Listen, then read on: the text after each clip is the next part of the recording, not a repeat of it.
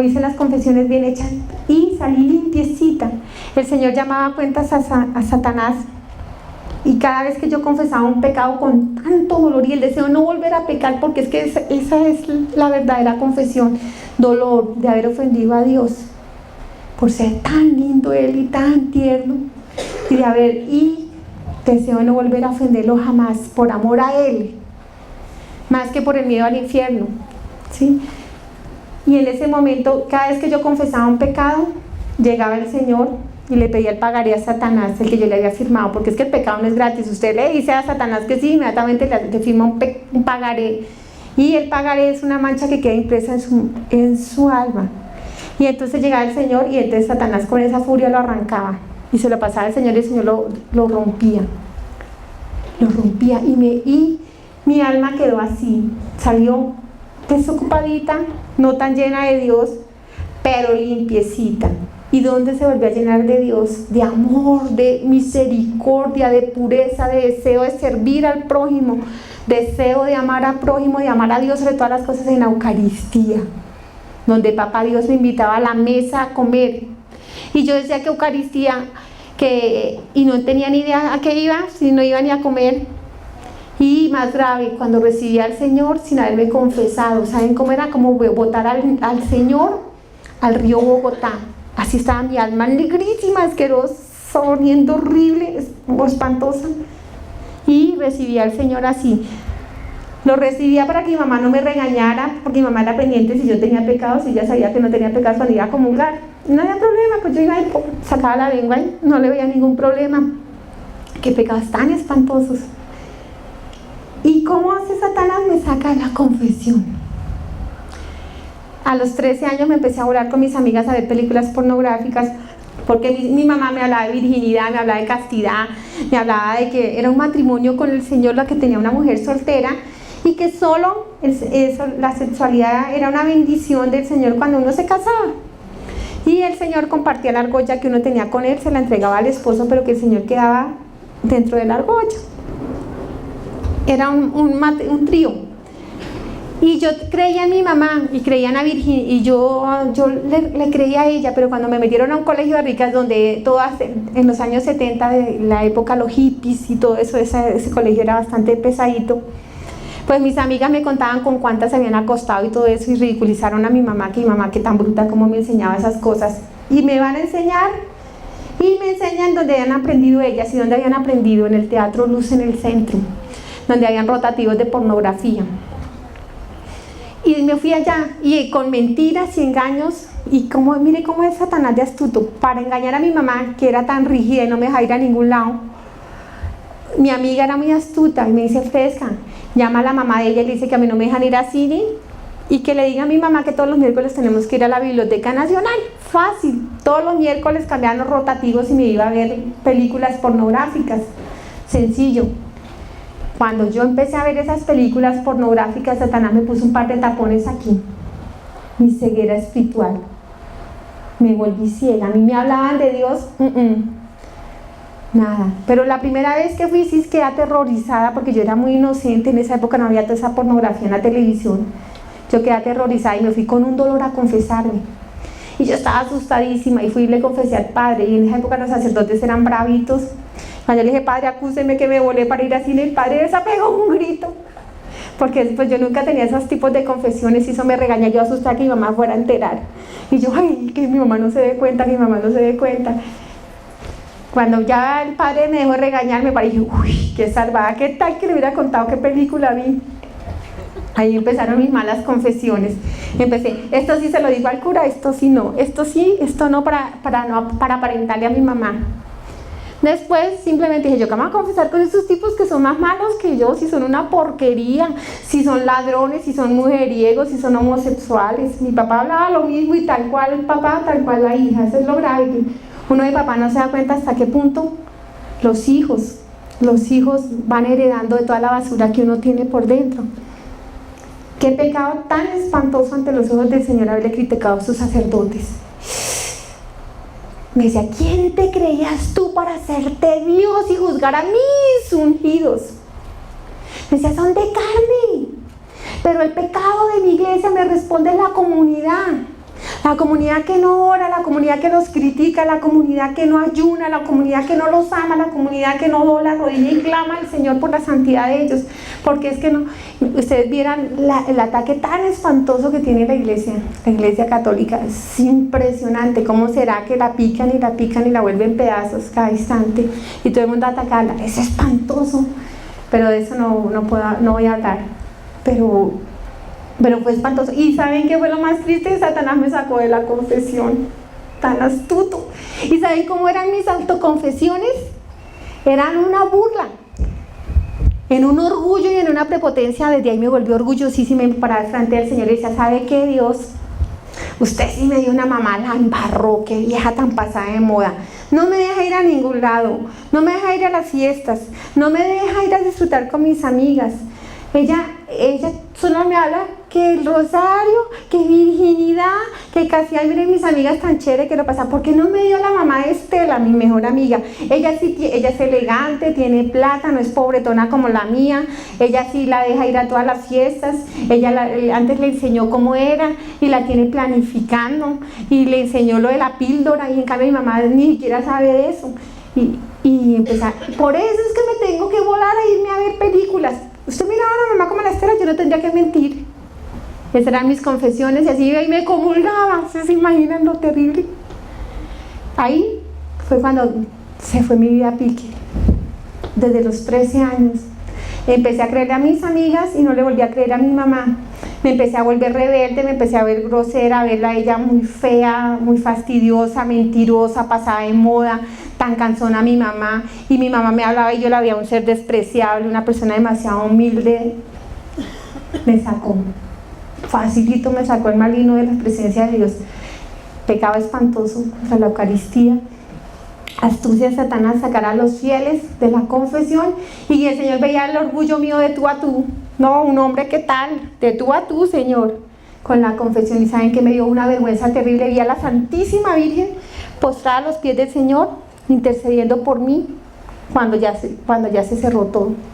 Las manitos acá de ella tenía la oración de todo el pueblo triunfante, de los santos y todo lo que hay en el cielo ora por uno, para que uno se salve, todo, y son un montón de lucecitas. Ella tenía aquí en estas manos un montón de llamas gigantes y clamando a los pies del Señor por mí. En esta mano tenía toda la oración del pueblo militante, o sea, de nosotros, de todas las personas que vieron en las noticias, en el noticiero y en todas partes lo que había pasado, amiga, así como el Garepa Gaviria, que mucha gente se conmovió, oró por él, así mucha gente oró por mí en esa época. Y eso, la Virgen tenía en esta mano las oraciones de ellos y ella estaba postradita a los pies, intercediendo por mí. Y yo me imaginaba que cuando tenía cercanía con la Virgen, porque yo después me divorcié de ella y de Dios, yo me la imaginaba con un boninillo al lado de Jesucristo, como mi mamá me educó a mí, a punta de boninillo, y la veo en semejante humildad, intercediendo por mí.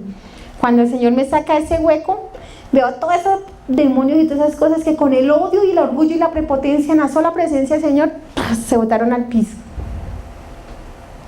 Con el odio que tienen, con la maldad que tienen, y se botaron al piso. Y yo, de tú a tú con el Señor, hablando, ¿qué? ¿Cuál Dios? No sé qué, ese Dios que me va a servir. Imagínense cuánto amor de Dios aguantarse en mí y amarme a pesar de toda mi miseria. Y aguantarse esa prepotencia. Yo me aterraba del amor y la ternura del Señor. Pero, ¿saben qué es lo lindo allá? La justicia. Es tan tierna, es tan misericordiosa. Y es que como ahora la gente solo quiere decir, es que Dios es chévere y acepta que yo iba con 2 esposos y él acepta la segunda oportunidad, y uno no habla sino de derechos y de derechos y de derechos. Y lo que pasa es que cuando uno vaya, Señor, yo odiaba, y tan bueno tú, y me diste unos hijos tan chéveres, Señor, que mis hijos odian a mi esposo, porque es que, qué porquería de un hombre que tenía yo. Y el Señor le va a decir a uno, yo te amo, pero yo soy el amor, tú escogiste al padre del odio. Le muestra a uno cuál es el papá de uno. Señor, yo era egoísta. El Señor dice, yo te envié a que te entregaras, a que te donaras, a que tomaras tu cruz, la amaras y intercedieras para que se salvaran esas personas que te hicieron daño a ti. Porque en la vida uno siempre encuentra personas que quieren hacerle daño, porque cuando lo ven a uno con la luz del Señor, para Satanás es muy fácil ver, uy, no, ¿cómo así? A todo el mundo lo tengo apagadito y con luz. Hay que darle garrote y enviar a las personas más cerquitas que uno tiene para que le hagan daño, o en el trabajo alguien lo humilla, lo insulta, lo indispone con el jefe, o el esposo le es infiel, algo para que les duela a uno. Y cuando uno se acerca, ahí es un golpe bajo que le da Satanás. Y hay dos posibilidades: o te santificas o te condenas. ¿Cuándo te santificas? Cuando te hacen daño, ¿te duele? Sí. Pero le ofreces ese dolor unido a la cruz del Señor y a sus méritos por la salvación de esa persona que me está haciendo daño. Y esa persona se puede salvar. Quizás está muriendo, en el último instante alcanza la gracia de la salvación por ese momento en que usted fue capaz de, a pesar de que le hicieron daño, ofrecer el sufrimiento al Señor por esa persona. O te condenas cuando, usted me hizo daño, y se llena de rabia, de resentimiento, y es que no lo puedo ver, y es que ojalá le pasara, y es que ojalá no sé qué. En el momento ya es un asesino ante los ojos del Señor. Una persona que odia es una suicida, se mató su alma, porque Dios es amor, es perdón y es bondad. Uno no puede perdonar, pero Él sí en nosotros. A uno le duele lo que hacen, pero Él lo sana, Él va sanando a uno para que uno no se vaya a arrastrar. Por eso el pecado del adulterio es tan terrible y arrasa contra los 10 mandamientos. El suicida que habla de solo derechos y es egoísta. Un ejemplo de por qué un mandamiento no se violenta si no se violentan los 10. Cuando yo peco, no pequé contra un mandamiento, pequé contra los 10, y un ejemplito es el adulterio. Y el primer mandamiento, amar a Dios sobre todas las cosas. Señor, te amo sobre todas las cosas, por encima de mi mujer, por encima de mis hijos. Pero Señor, usted me pone esos bombones al lado, yo no tengo la culpa. Tan lindo, mire, es que usted, y le echan la culpa a Dios o a la mujer. Señor, es que usted me dio ese marido tan mala clase, y miren este tan lindo, él sí es tierno, él sí me consiente, él sí me ama, él sí es solo ternura. Pues claro, ustedes creen, ¿a quién cree que Satanás odia? A los matrimonios sacramentales. Ahí es donde da palo, porque no es que se le salieron de la bolsa. Y él odia los matrimonios donde está el Señor. Él odia eso, y por eso los matrimonios católicos son tan asolados y tan golpeados. Y ha llegado semejante prostitución. Y la persona egoísta solo habla de derechos. Yo tengo derecho a ser feliz. Yo me mostraba lo egoísta que era yo. Yo jamás fui infiel físicamente, jamás le falté a mi esposo. Pero espiritualmente, en mi mente y en mi corazón, que es que no hay diferencia, mi corazón estaba prostituido. Yo hablaba solo de derechos. Yo decía, yo me tengo que mantener en forma y bonita, porque si este tipo no me funciona, yo me consigo otro. Yo tengo derecho a ser feliz, y si mis hijos se vienen conmigo, chévere, y si no, pues no me voy a sacrificar por unos chinos, así como decía mi mamá, olvídelo. Yo hablaba solo de derechos. Eso, tristemente, a eso nos tiene Satanás, hablando de derechos, y eso es lo misericordia. Nadie quiere saber que uno mismo escoge quién es su papá, y es uno mismo el que lo escoge. Y una persona dice, bueno, yo me suicido, listo, no me interesa. Yo tengo derecho a ser feliz y voy a disfrutarlo acá. Y cambia una millonésima de un segundo en el tiempo del Señor, de ser feliz acá por toda una eternidad. Porque allá el tiempo no pasa y es eterno. Y por pasarlo riquito bien acá, no importa lo que pase allá, y ahí sí que es terrible. ¿Cómo es de terrible eso? Y se suicidan, pero ¿saben qué es lo más grave? ¿Cómo es de grave meterse en un matrimonio católico, un matrimonio sacramental? Es terrible. Porque ¿saben qué? Ya uno cuando se casa no es 2 sino 3, y es el Señor. Cuando uno recibe la Eucaristía, de inmediato Él lo hace una sola carne, y desbarate eso. ¿Quién no desbarata? Nadie, ningún hombre. Y tristemente, ¿saben qué es lo que pasa? La trampa de Satanás y la astucia de Satanás de esta época. Los gobiernos hacen leyes para el pecado, y entonces le levantan a uno el divorcio, y uno es feliz pensando que se vuelve a casar. El astuto juega con uno, y simplemente yo me divorcio y me vuelvo a casar. ¿Saben qué pasa? Uno se aparece y va pegadito con el matrimonio en el cual el Señor estuvo ahí. Me suicidé, no me interesó, listo. Es que, ¿sabe por qué se llama pecado mortal? Porque mata el alma, llega uno muerto. pero se llama pecado mortal. A uno todo el mundo le da el pecadito, pero pecado mortal. Mortal es porque se muere uno está vivo, pero está muerto. Yo estaba viva y estaba muerta. ¿Y a cuánta gente se lleva un adúltero? Él, la amante, ustedes verán lo grave que es, o el amante, lo espantoso que es meterse en un matrimonio sacramental. Porque no voy a decir, oiga, le quité el marido a esta, saqué al Señor de aquí, fuera. ¿Y cómo es de grave? Dios es un Dios celoso. Y se están metiendo con Dios, no es en un matrimonio, es directamente con el Señor. Así yo diga que es que yo tenía derecho, que es que Él era tierno, que Él era el hombre de mi vida, que yo porque iba a ser amargado, uno le puede poner todas las excusas. Sacó a Dios. ¿Cómo es de grave ponerle el ojo a un hombre casado, a una mujer casada? Es espantoso, es un hombre reservado para Dios. Mi esposa o mi esposo, cuando se entera que yo soy infiel, va a decir, ay, tan bella, hermanita, gracias por cuidarme a mi maridito, tan tierna, no, lléveselo, mijita, yo se lo presto.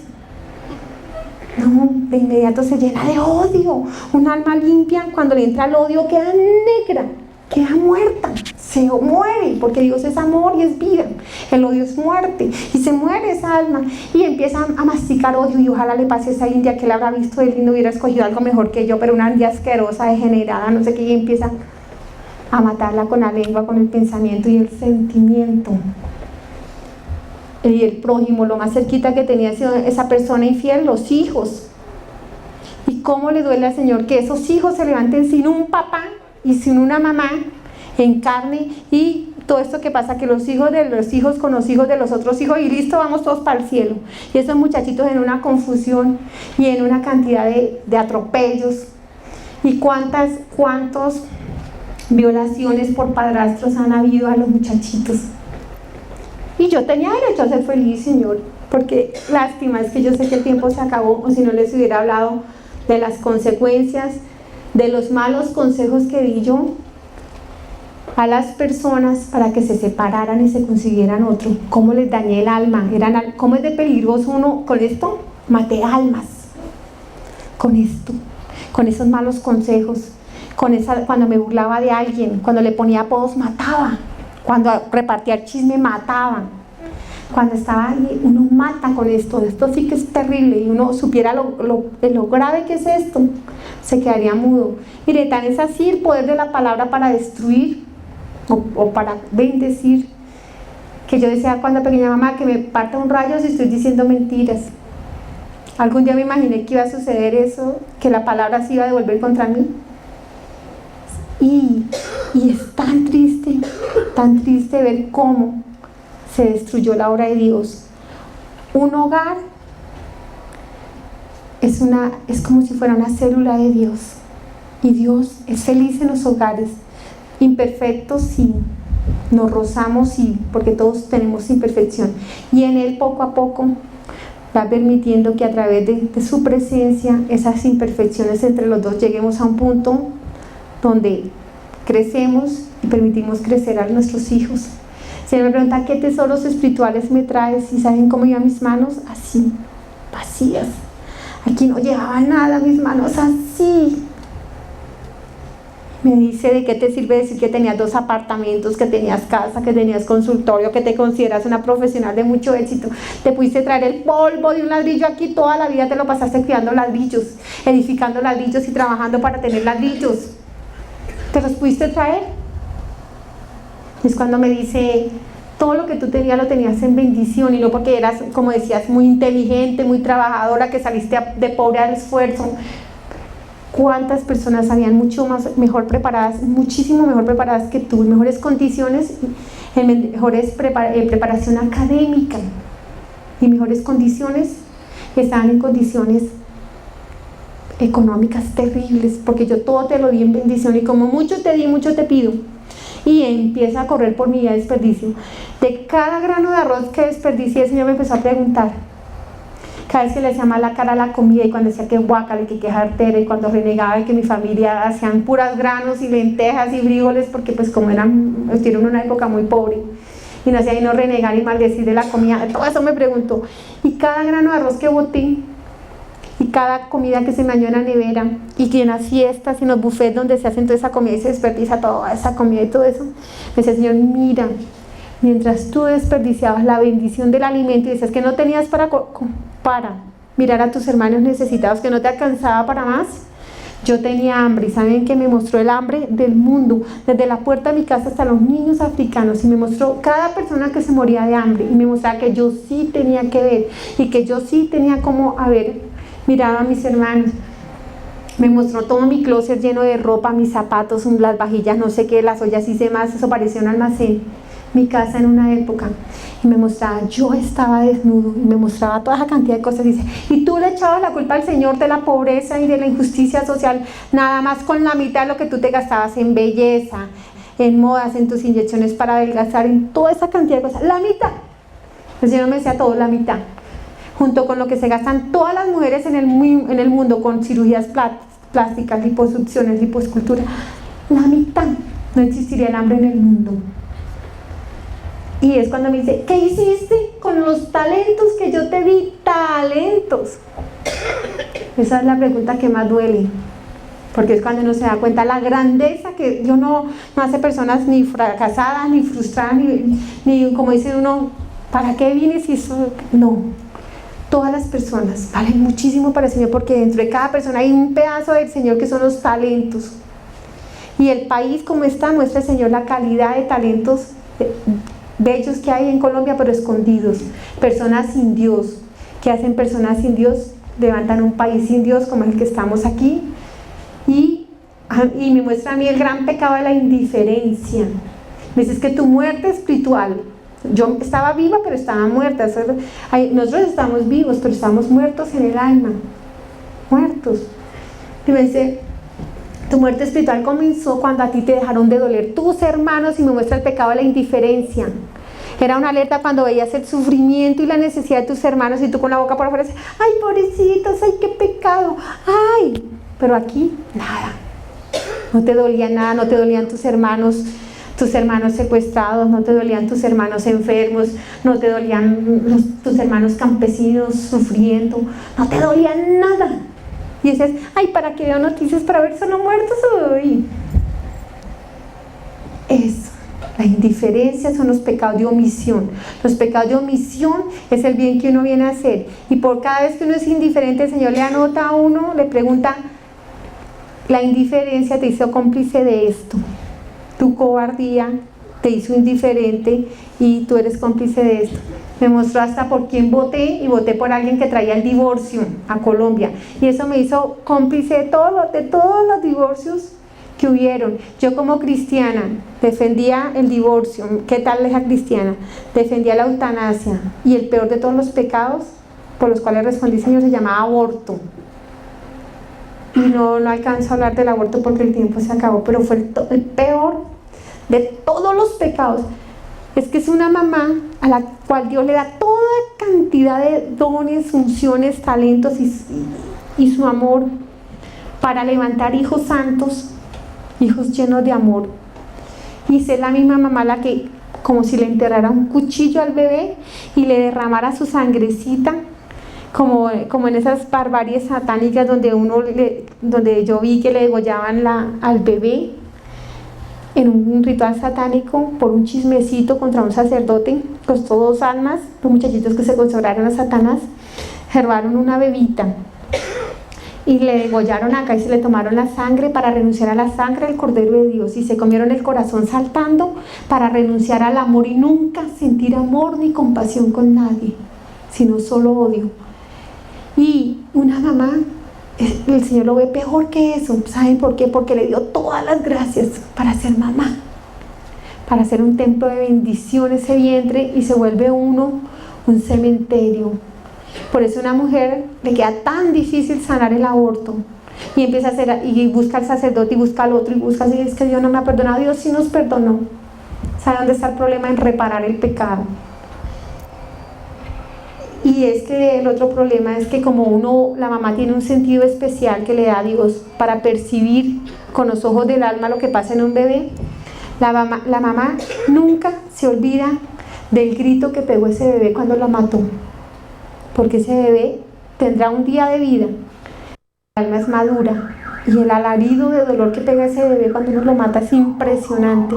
¿Cómo será de poderoso un aborto que Satanás inventa cuánta excusa para que la mujer aborte? Su hijo tiene síndrome de Down, es un retardado, mátelo porque eso no le sirve. ¿Y sabe por qué no le sirve a Satanás los niños retardados mentales? Porque son almas santas que jamás conocen el pecado y siempre tienen a Dios ahí abajo, porque siempre están agarraditos de Dios, jamás tienen conciencia para pecar. Por eso la ciencia ha avanzado tanto y te dicen, acábelo, mija, no que usted quiera encartar con un retardado mental, ¿sí? Y siempre hay la excusa para matar. Yo maté terriblemente a mis bebés con ate de cobre. Y yo como decía que qué tal ese papa que estaba loco, que es que no planificar, que se creía ese cucho que se iba a llenar uno de hijos, que si él los iba a educar hacia la yo de la iglesia, terrible, con una amiga así para que un enemigo. Y maté muchos bebés, de razón que vivía amargada, frustrada, depresible, con deseos de suicidarme, en un mal genio, en una falta de paz a todo instante. Pues claro, era una asesina de bebés. Ahí vi los bebés que mató. ¿Cómo me dolió ver esos bebés gritando en mis entrañas? ¿Cómo tendrá de poder cada bebé que una mamá mata? Que en el infierno el Señor había puesto un montón de sellos para que nunca salieran unos demonios de unas cosas bien bajas. Y por cada bebé que una mamá mata se levanta un sello de una de esas, se abre una cloaca y sale un demonio a la tierra. Hay 60.000 abortos en una hora en el mundo. ¿Cuántos demonios salen en una hora en el mundo? Ustedes pudieran verían millares, ustedes pudieran ver con ojos espirituales, vería la nube. Por eso a los hombres y a las mujeres queda tan difícil hoy perseverar, y por eso jamás el hombre ya está tan esclavizado en sus concupiscencias, en la homosexualidad, en el lesbianismo y en todas esas cosas que se ven y que tristemente se irán a ver peor cada día, porque tristemente casi siempre logra Satanás sacarle a cada mujer una porción de aborto. Cuando se cerró el libro de la vida, miren, hubieran visto qué dolor tan grande, cómo me dolía a mí no condenarme, porque yo misma me quería retirar de ahí, yo misma no quería estar en la presencia de Dios, yo misma tenía vergüenza. Yo no podía decir, ay Señor, tú me condenaste. Nunca nadie puede decir que Dios, tú me condenaste. Falso. Uno en el libro de albedrío escoge quién es el papá de uno. El padre de la mentira, el engaño, el robo, la pereza, la bula.